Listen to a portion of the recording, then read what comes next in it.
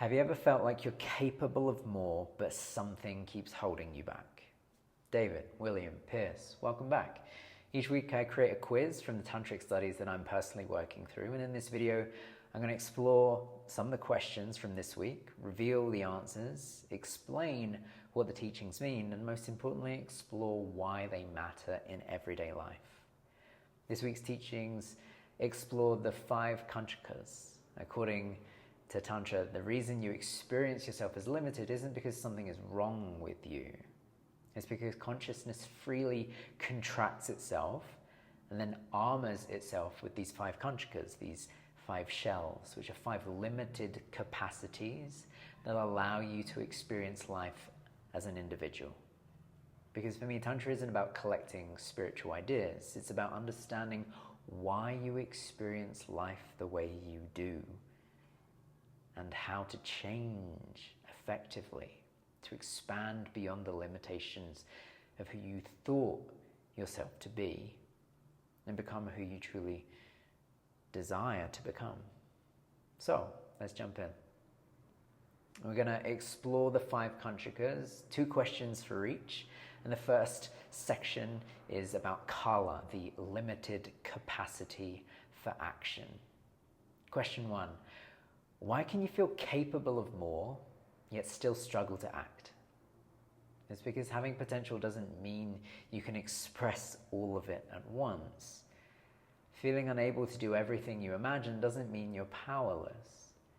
Your current capacity can be strengthened and expanded. Tantra calls this limited capacity for action kala.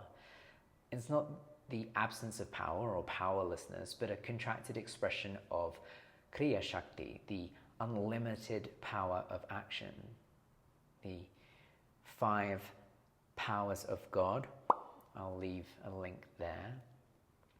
You already possess power, but currently express only a portion of it. So the gap between what you sense is possible and what you can presently do doesn't mean your potential is imaginary. It means your capacity has not yet expanded to meet it. And I think this is why a lot of us feel this sense of incompleteness or not enoughness.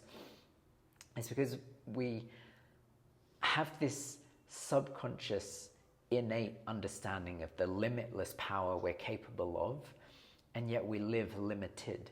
And so it can feel like there's this gap between where we are and what's possible. But rather than seeing it as a deficit, see it as a possibility, something to expand infinitely into through the whole duration and experience of your life. So consider, where are you judging yourself for not yet having the capacity that you're still developing? Question 2.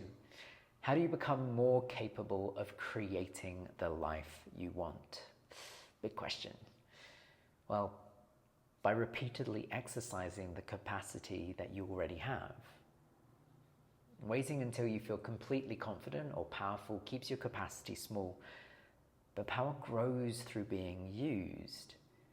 Kala, the limited capacity for action, also refers to a sliver of the moon in Sanskrit translation, the small amount by which it grows each day.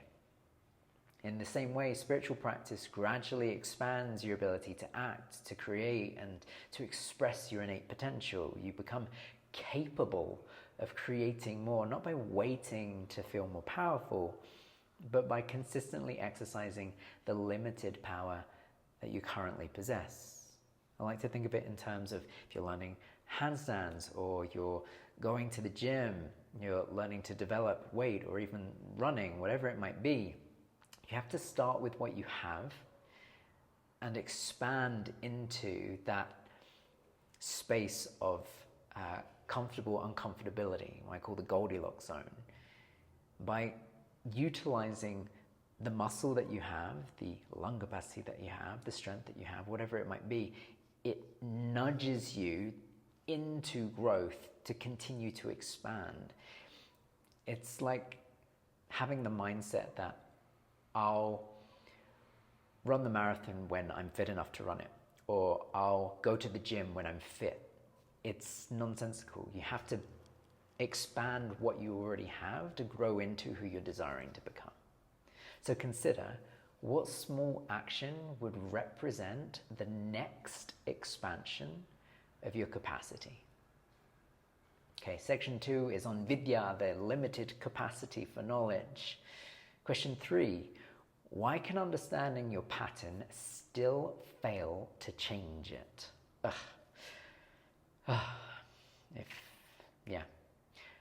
Been dealing with this a lot, not just personally, but with the work that I do as well. And it's because intellectual understanding is only one part of knowing. You may already understand why you behave as you do, but transformation requires that insight to become embodied through experience and through effective practices. Tantra calls our limited capacity for knowledge vidya.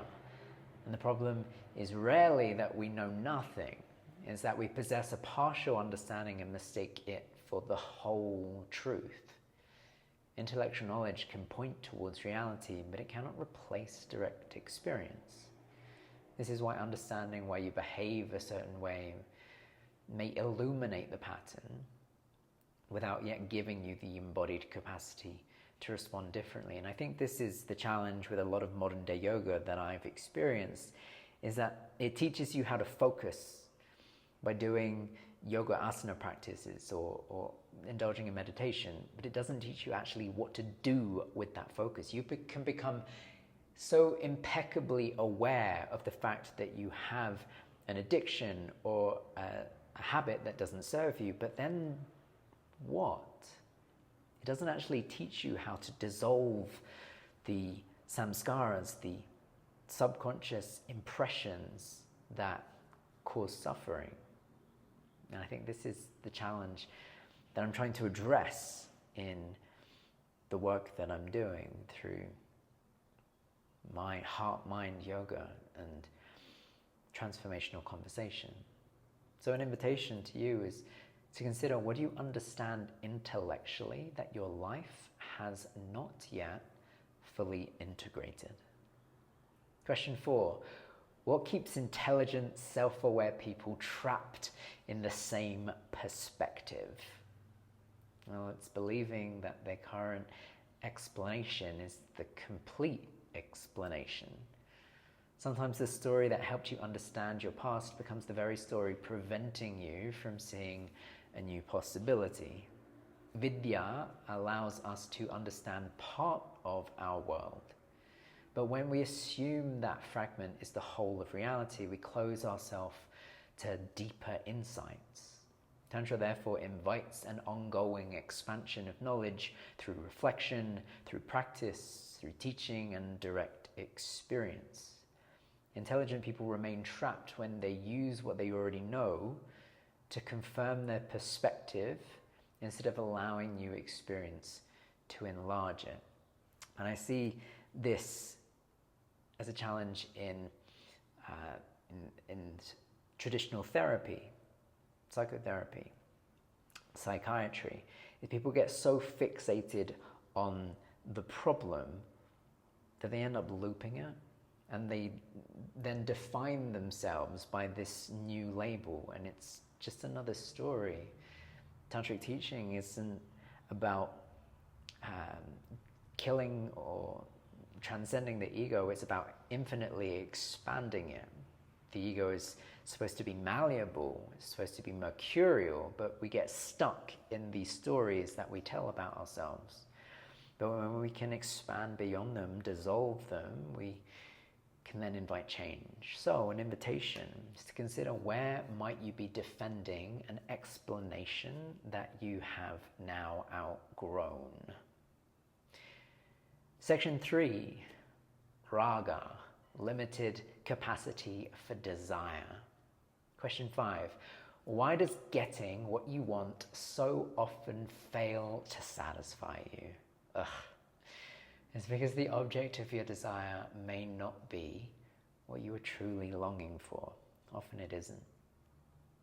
More money, attention, pleasure, or success cannot permanently resolve a deeper feeling of incompleteness. Tantra calls this craving raga. when consciousness freely experiences itself as a finite individual, it appears incomplete and begins searching for something that will restore fullness. The mind then interprets this non-specific longing as a desire for something, whether it's love, sex, money, recognition, power, or any other worldly experience. Getting the object may provide temporary pleasure, but it cannot permanently satisfy you when the deeper longing was never truly for an object itself. And we get caught in this perpetual needing for more. It's more money, more the next career step, whatever it might be. Really what we're seeking is the fullness of God, of divinity, this innate wholeness that is available to us, but we forget. And these desires get to point us back towards that. So an invitation is, what do you imagine your current desire will finally allow you to feel? When you can tune into that, it creates an effective bridge between where you are now and where you desire to be. And when you can embody the emotion of it, it doesn't really matter if you get it. Okay, question 6. Should you suppress your desires or follow them? Neither automatically. Follow the desire inward before deciding how to respond outwardly. Suppressing desire can divide you against yourself. I'm currently experiencing this in the last 20 days of my sobriety retention experiment into consciousness. I'm experiencing this suppression of desire and the dividedness that it creates. While blindly indulging in a desire can leave you feeling controlled by the very thing that you are chasing. This is things like addictions and bad habits or unsupportive habits. Tantra does not treat desire as an enemy. It's okay to want things. Raga is a contracted form of Iksha Shakti, the divine power of will. Desire can therefore reveal where life wants to move through you, but it must be traced back to its source so that you can act from fullness rather than lack. So rather than automatically suppressing or indulging desire, Tantra invites you to understand its source first and then choose your response consciously.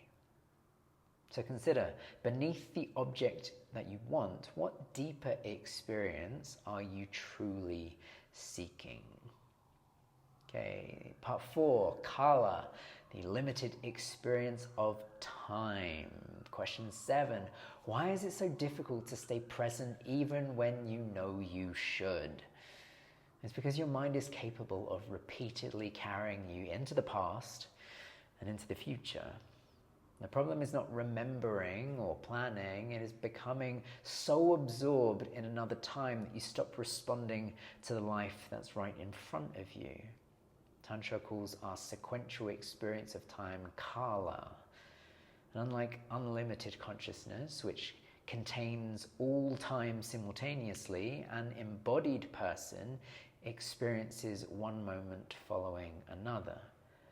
This gives us the ability to learn and prepare, but also exposes us to regret or nostalgia, fantasy, and anxiety. Remaining present is therefore difficult, not because you are failing at mindfulness, but because your mind possesses the powerful capacity to inhabit times that are no longer or not yet happening. The invitation is then to experience the future or the past, but from the seat of the present. So consider, where has your attention been living instead of in the present moment? And this 100-day experiment into sobriety, attention retention, into consciousness has been a real eye-opener for me for learning to cultivate attention and awareness in the present moment and noticing when it drifts off into fantasy, into reverie. So if you're curious to know more, ask me a question. Happy to share. Or check out Instagram, where I've been posting regular updates on this. Question 8. Can positive memories and future dreams also keep you stuck? Yes, they can. Anything that repeatedly removes you from present reality can become a form of escapism. Nostalgia and fantasy may feel better than guilt and anxiety, but all four can prevent you from meeting what your life currently is requiring of you, from you, for you. Tantric psychology does not ask us to forget the past or to abandon the future, but it asks us to remain centered in the present while consciously including both. The future is created through close attention to the reality available now, not through endlessly imagining another life. Positive memories and dreams keep you stuck when they become places you mentally escape to instead of resources that help you respond more fully to life now. So an invitation is to consider what present responsibility or opportunity might fantasy be helping you avoid right now. Okay, section 5, niyati, limited capacity through cause and effect. This is essentially causality. So question 9, why do the same choices keep producing the same kind of life? Because actions create consequences. This is causality, whether or not we consciously recognize the connection.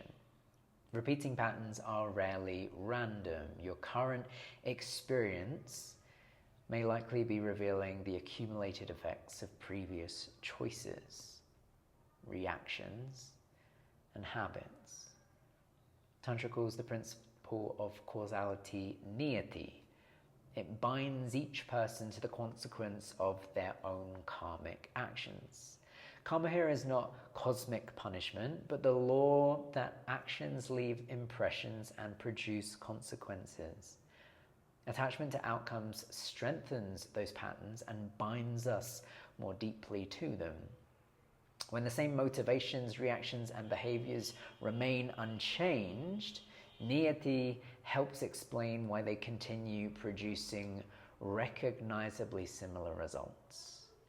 So an invitation is to consider what repeated result in your life may be connected to a repeated way of acting. So the behaviors and results that we experience are a result of they're fueled by the emotions that we experience, which are fed by the thoughts that we have, which are inspired by the beliefs that we hold. And so understanding the beliefs that are shaping our reality become incredibly important when it comes to understanding why our life looks a particular way that it does, or even wanting to change our life by transforming our beliefs. If you're wanting to know more about that, head to the description. Okay, question 10. How can you take responsibility without blaming yourself? By recognizing that your actions have consequences without turning those consequences into an identity. Responsibility gives you influence over what happens next. Self-blame only keeps your attention trapped in what has already happened. Niyati teaches that we reap what we sow, but Tantra does not present this as a condemnation. Because when action becomes an expression of offering or of service, being fully invested in the process but less attached to controlling the outcome, it carries less karmic charge. You remain responsible for your participation without believing you can or that you must control everything. Responsibility therefore asks, what was my part and what can I choose now? Whereas blame concludes, this happened because something is fundamentally wrong with me. In Tantric teachings, we can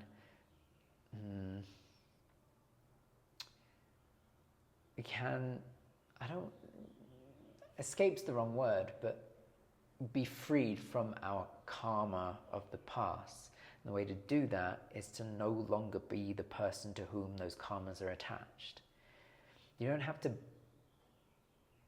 believe that you're to blame or that there's something wrong with you. It's just that action that you've done in the past was more karmic than kriyic.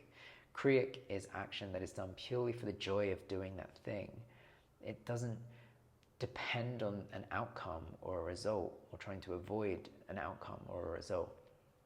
It's done just because you enjoy it. Whereas karmic action is action that is conditioned and conditional, and as a result it binds us to this causality. And so consider, what can you take responsibility for today without making yourself wrong for yesterday? There's a lovely teaching that says everyone is doing the best they can with what they know. And when we really embody that, we don't have to blame our past self or anyone else's self for the choices that they made, especially if you're trying to break free of that karma. So perhaps the biggest insight from this week's teaching is this, that the 5 Kañcukas aren't 5 problems to eliminate, but are 5 capacities into which we get to expand. The journey isn't from brokenness to wholeness, but from contraction to expression and expansion. The more consciously you work with these limitations, the more naturally they begin revealing the fullness they were always hiding. So if you'd like to test yourself on these teachings, you'll find the full quiz in the description. I'm going to start a monthly online gathering I'm calling Beyond the Mat, which explores the aspects of yoga that begin after postures end. How to understand the mind, to be able to dissolve limiting stories, to break out of recurring patterns, and to bring the practice into everyday life. So if you're interested in joining, drop me a message, reach out, or if there's a link in the description, follow that. And if you'd like to see what these teachings look like in real life rather than simply understanding them intellectually, I've also got a link to this week's newsletter where I share how this study revealed itself through my own experience throughout the week. So if you're ready to apply these teachings to your own life, I invite you to book a free breakthrough call where we can explore a pattern that's been repeating, a story or emotion that's been keeping you stuck, and start to create some clarity and change. So when we start to see the underlying pattern, the misbelief, consciously, we get to choose differently. And if one of these questions that we've explored today has stayed with you, feel free to let me know in the comments or drop me a message. I'd love to hear which one has landed most for you. Thank you for being here, and I'll see you in the next transmission. Cheers.